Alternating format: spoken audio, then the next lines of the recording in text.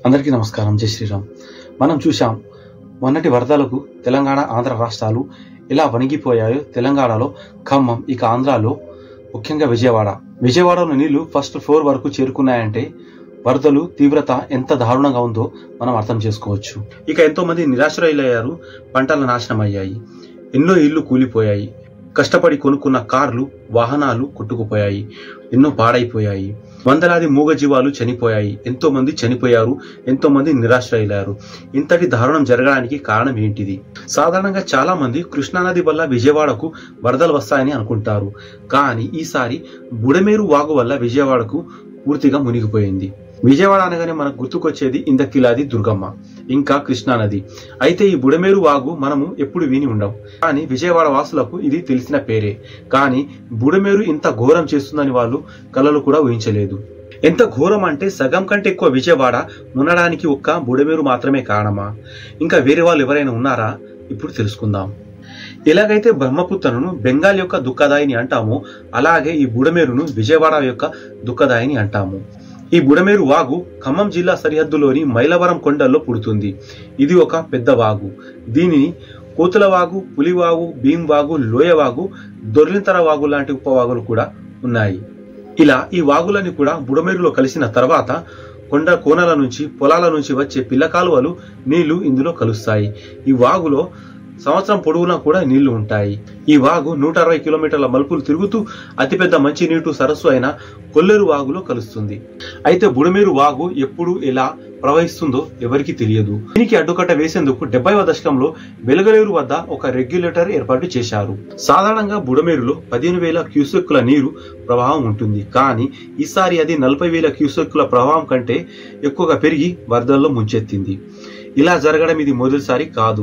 2005లో 70,000 క్యూసెక్కుల ప్రవాహం ప్రవహించి బెజవాడను అప్పుడు కూడా ముంచెత్తింది. 2008లో కూడా సేమ్ ఇలాంటి పరిస్థితి ఎదురైంది. ఇదంతా ఒక ఎత్తు అయితే 2005లో బుడమేరు విజయవాడను మొత్తం ముంచెత్తింది. ఈ వరదల వల్ల విజయవాడ మున్సిపల్ ఎలక్షన్స్ కూడా వాయిదా పడ్డాయి. దాదాపు కొన్ని నెలల పాటు విజయవాడ నీటిలో మునుగుతూ ఉంది. ప్రజలు అల్లాడిపోయారు.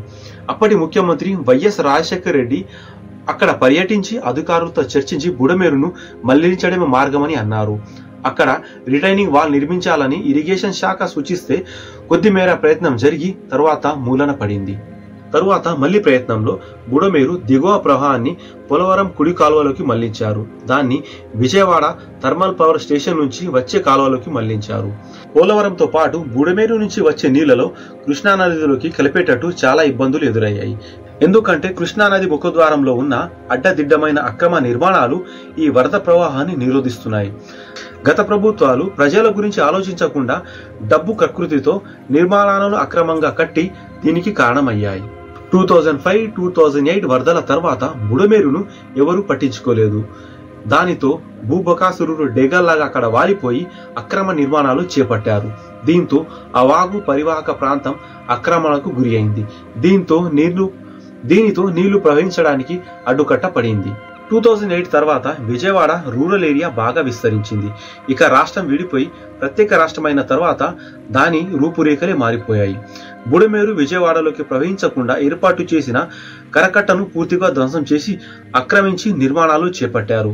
అయితే తర్వాత అక్రమ నిర్మాణాలను కూలగొట్టి బుడమేరు కాలువ మార్గాన్ని వెడల్పు చేయాలని అనుకున్నారు. కానీ కొంతమంది స్వార్థ రాజకీయ నాయకుల వల్ల అది కూడా కాలేకపోయింది. దీంతో ఇంకా ఎక్కువ ఆక్రమణలు జరిగాయి.